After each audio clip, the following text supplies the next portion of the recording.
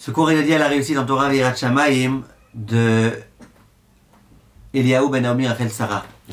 Chers amis, il y a une bénédiction qu'on récite tous les matins. Baruch ata Hashem Elokeinu melech haolam, béni sois-tu éternel, etc. She'asa li kol tzorki, qui m'a donné tout ce dont j'avais besoin. Tous mes besoins, tu les as remplis.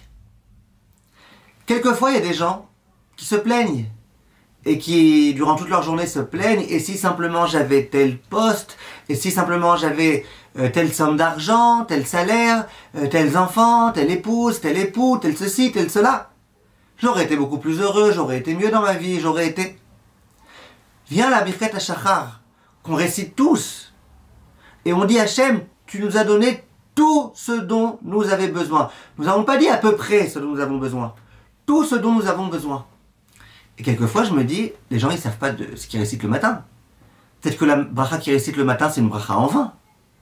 Ben, t'y crois ou t'y crois pas?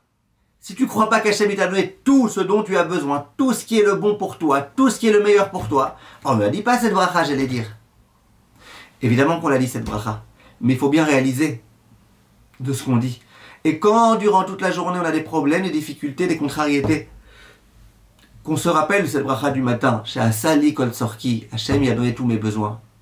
Il y a une expression française qui dit regardez la moitié remplie du verre et pas la moitié vide. Je pense que cette expression, elle a rien de juif.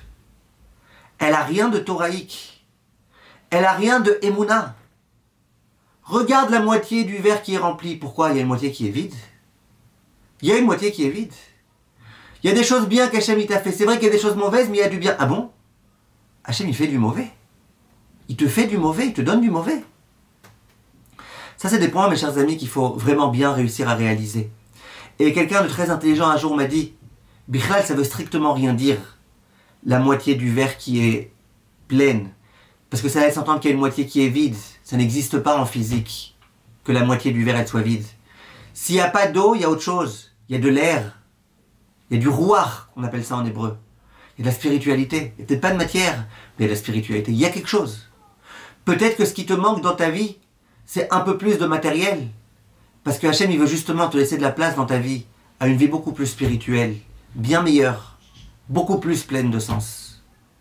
Méditons bien, mes chers amis, à cette idée, et bien, atzlacha.